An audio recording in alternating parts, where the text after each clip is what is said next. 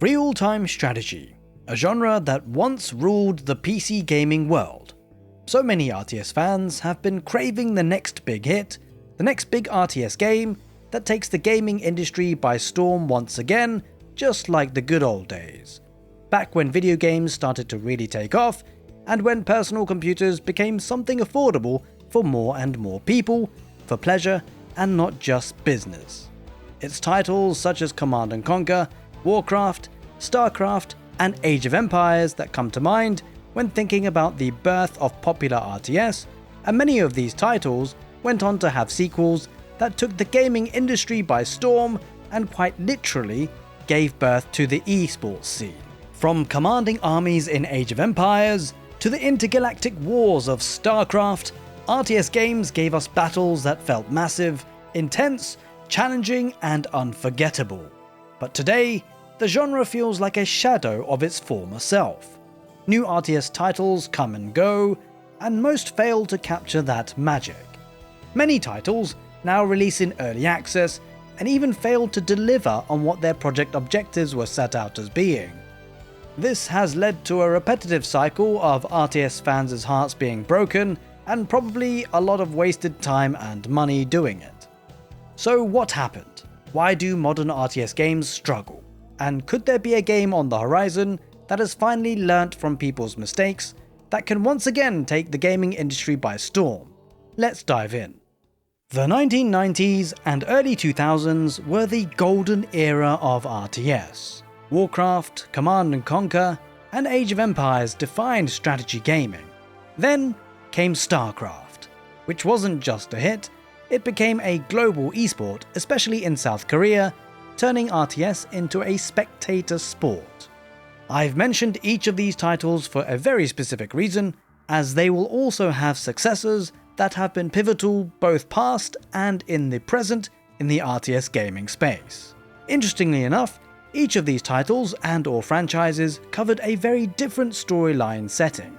We have fantasy with Warcraft, contemporary warfare plus quirks with some specific titles with the Command & Conquer series, the medieval age with Age of Empires, and sci-fi with StarCraft. What made these games thrive? Well, I like to break it down into 6 different categories. Accessibility and depth. Games were easy to start, hard to master.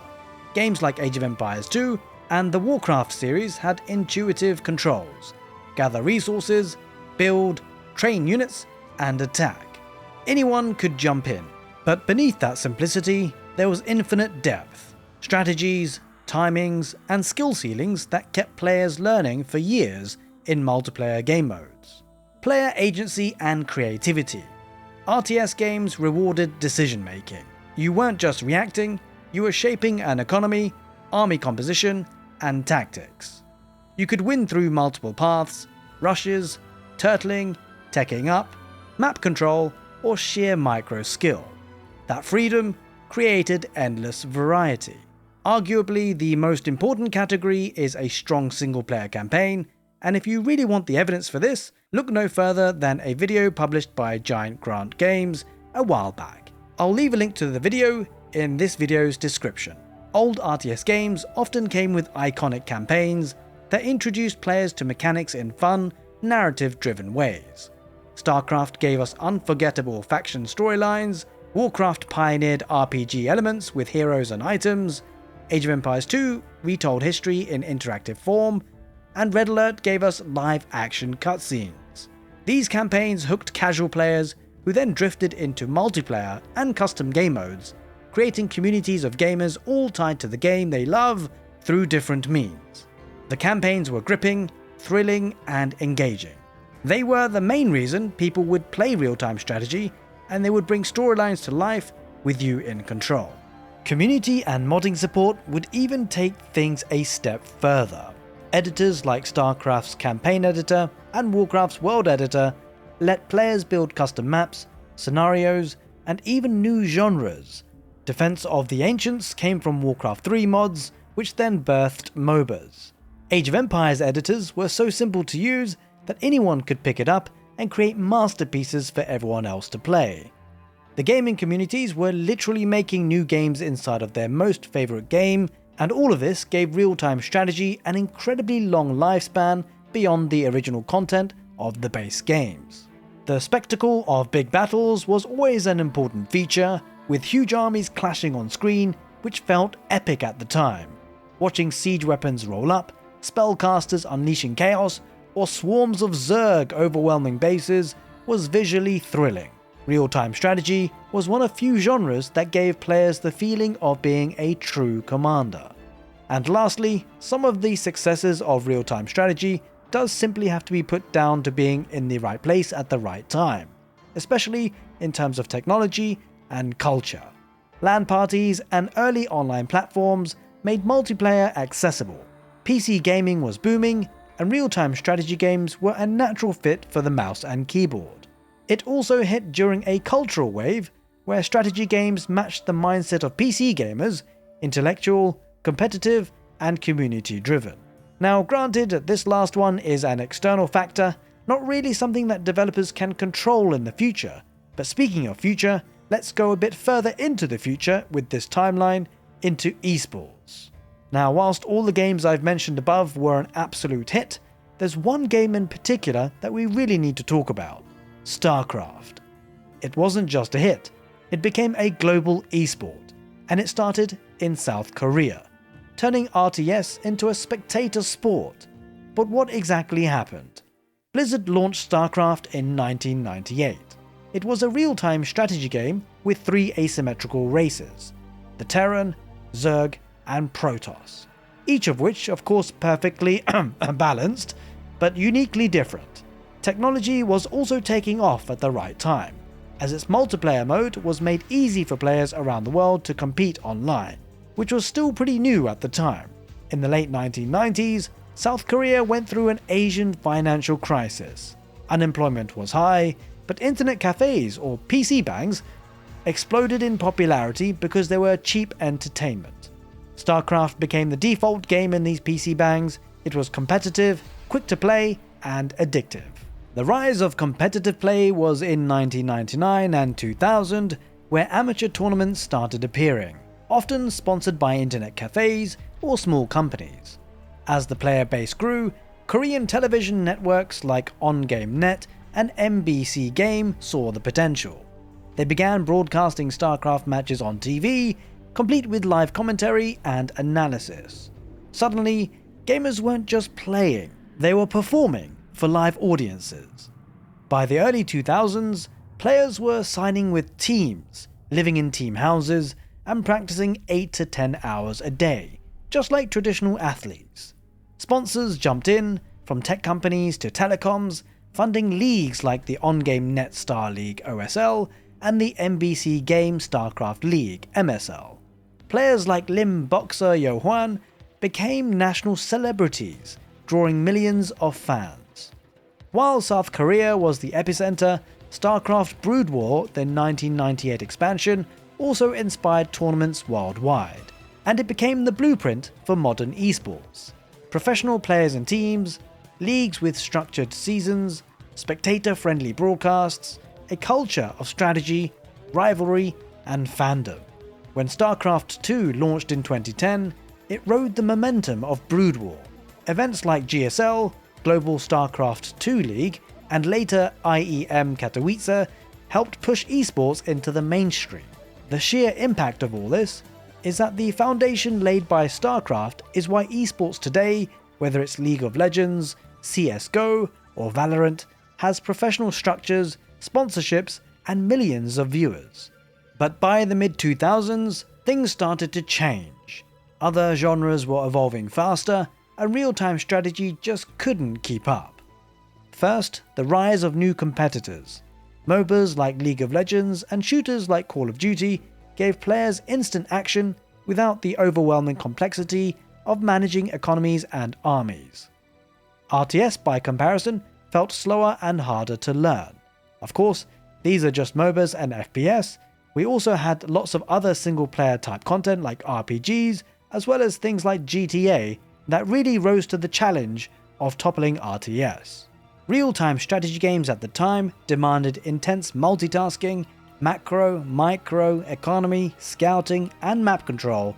For newcomers, the learning curve was brutal. Why grind through hours of painful defeats when a shooter or MOBA could give you fun right away? As the audience shrank, so did publisher support. Big companies realized that real-time strategy could not compete with the money being made in MMOs, shooters, or later, battle royales. RTS games were expensive to make, but their returns were smaller compared to other genres. Attempts to modernize the genre often backfired as well. Dawn of War 3 tried to blend RTS with MOBA elements, pleasing neither communities. Command & Conquer 4 Tiberium Twilight? Let's just not even go there. The truth is, publishers lost faith in RTS, and without major investment, the genre slowly withered. EA probably killed Command & Conquer, one of the biggest RTS franchises ever, after multiple failed reboots. Blizzard stopped major StarCraft 2 development by 2020, shifting to other projects like Overwatch. Relics Dawn of War 3 was dropped quickly after poor reception, leaving fans of the franchise without updates. Outside of Age of Empires 4, most big publishers simply stopped funding RTS at all. The result? Real-time strategy turned into a gaming genre kept alive by indie developers. But without big marketing and long-term support, they struggled to create a thriving ecosystem. Realistically, it's never going to be feasible for an indie developer to really bring back RTS to its former glory. They simply don't have the budget to cover all that is required for a successful RTS with all its essential components. The campaigns have and always will be the hook into the universe of a game, the biggest player base of the game that then filters to the rest of the elements of the community, to custom game modes, modding, multiplayer, and lastly probably esports. But this really reiterates the point. All these elements are now needed for a game to be successful in the modern era, and unfortunately, developers of modern RTS games just haven't got enough money or manpower to do all of it well. Real-time strategy is essentially now a niche kept alive by die-hard fans and indie developers, waiting for a big studio to come back that could maybe tick all the boxes and give rise to the rebirth of real-time strategy gaming. And there was even a glimmer that that moment had come. The moment was with Age of Empires 4. However, that moment evaporated. Actually, to be honest, slowly evaporating, and not fully gone, because Age of Empires 4 is still a great game, and arguably one of the most successful RTS games right now, consistently receiving DLCs with new civilizations and game modes, and also being playable on Xbox and PlayStation 5. But the fact that it launched relatively poorly, essentially still being a game in development if you compare it to the good old days, with a lack of features and bugs, that it couldn't really ride the wave of excitement that its pending release brought to the global RTS community. Its campaign was good, but that's just it, only good. It's a game that keeps improving and keeps growing, however, but it never really rode the wave of hype that it had. Remember, the next big rebirth of RTS needs a game with not just a good campaign, but a phenomenal one. A campaign that hooks players into the game, its universe, and then translates into the rest of the community. The cooperative community, the modding community, and the multiplayer community. With all of them probably overlapping. It seemed almost like a missed opportunity, but perhaps it was their best attempt at the opportunity that they had.